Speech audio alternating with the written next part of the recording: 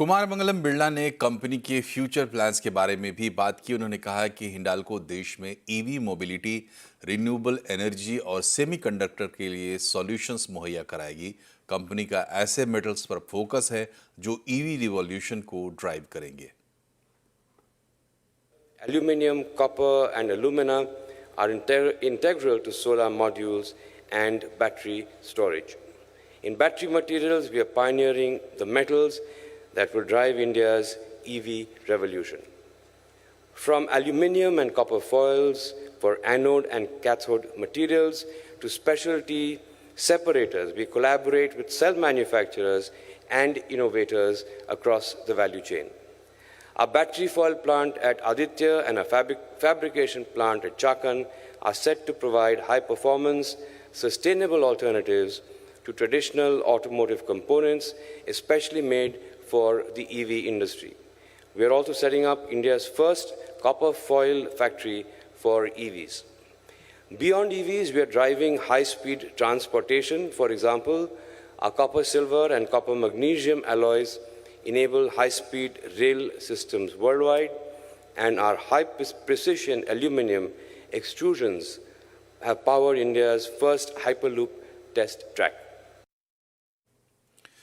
Defence acquisition council की बैठक में रक्षा उपकरणों की खरीद को लेकर बड़ा फैसला हुआ है। डीएसी ने 54,000 करोड़ के रक्षा उपकरण खरीदने की मंजूरी दी है। ज्यादा डिटेल्स लेते हैं लक्ष्मण रॉय से। बताएं लक्ष्मण जी, क्या हुआ आज की बैठक में?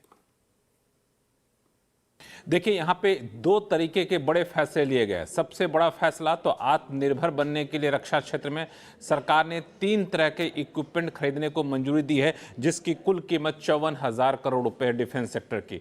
दूसरा तरीका का जो बड़ा फैसला वो ये कि पूरे डिफेंस सेक्टर में जो सामान खरीदे जाते हैं उसमें बड़े पैमाने पर रिफॉर्म करने का फैसला लिया है और सामान खरीदने की समय सीमा जो है उसमें अच्छी खासी कमी की जाए। इससे जुड़ी हुई प्रक्रिया को डिफेंस एक्विजिशन काउंसिल ने मंजूरी दी है। लेकिन सबसे बड़ी बात, जो घरेलू इक्विपमेंट खरीदने को मंजूरी दी गई है उसमें सबसे महत्वपूर्ण आपको यह है कि T90 टैंक होता है। उस T90 टैंक में अब तक 1100 HP के इंजन लगते थे। उस 1100 HP की बजाय अब 1350 HP के इंजन लगेंगे और इसके लिए यहाँ पे मंजूरी दे दी गई है, जो कि अपने आप में एक बहुत बड़ा फैसला माना जा रहा है, जिससे खासतौर से काफ़ी ज़्यादा क्षमता बढ़ जाएगी, सैन्य क्षमता बढ़ जाएगी। इसके अलावा वरुणास्त्र टॉर्पीडो को मंजूरी दी गई है। ये नेवी के लिए एक बहुत बड़ा कदम माना जाता है। ये शिप से होता है, सबमरीन के लिए होता है और इसका काफ़ी अच्छा इस्तेमाल होगा। ये एक बड़ा फैसला माना जा रहा है। इसके अलावा एयरबॉर्न अर्ली वार्निंग सिस्टम और कंट्रोल एयरक्राफ्ट सिस्टम को भी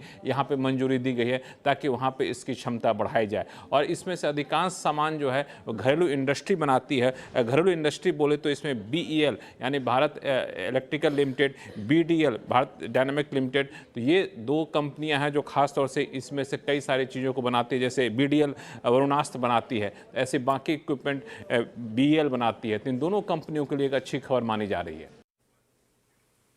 शुक्रिया लक्ष्मण जी। एलन मस्क की कंपनी एक्स ने भारत सरकार के खिलाफ मुकदमा दर्ज कराया है। एक्स के मुताबिक सरकार गैर कानूनी सेंसरशिप कर रही है और कंपनी को सहयोग पोर्टल पर रजिस्टर करने के लिए मजबूर कर रही है। ज्यादा डिटेल बता रहे हैं असीम मनचंदा। बुधवार को हमने अपने दर्शकों को बताया था कि सरकार गिरोह के जवाबों को लेकर के सख्त हो गई है और उसने एक्स के साथ इसकी चर्चा शुरू कर दी है। एक्स से पूछा गया कि बताइए गिरोह मॉडल को किस तरह से ट्रेन किया गया है, और अब एक बार फिर एक्स और सरकार एक बार फिर आमने सामने है। एक्स ने कर्नाटका हाईकोर्ट के अंदर सरकार के खिलाफ मुकदमा दर्ज कराया। एक्स का कहना है कि सरकार उसे सहयोग पोर्टल ज्वाइन करने के लिए मजबूर कर रही है, खासतौर पर कि सरकार IT एक्ट के सेक्शन 79(3)B का गलत इस्तेमाल कर रही है। इस एक्ट के तहत सरकार कंपनी को निर्देश दे रही है, लेकिन सरकार उसको जो सेक्शन 69A के तहत जो भी सेफगार्ड्स मिलते हैं उसका पालन बिल्कुल भी नहीं कर रही है। सेक्शन 69A के तहत कंपनियों को कई तरह के सेफगार्ड दिए गए हैं। सुप्रीम कोर्ट ने भी उसके ऊपर जोर दिया, लेकिन एक्स का कहना है कि सरकार उसका पालन बिल्कुल भी नहीं कर रही है। अब जो कर्नाटका हाईकोर्ट है इस मामले की सुनवाई 27 मार्च को करेगा, लेकिन एक बार फिर एक्स और सरकार आमने सामने आ गई है।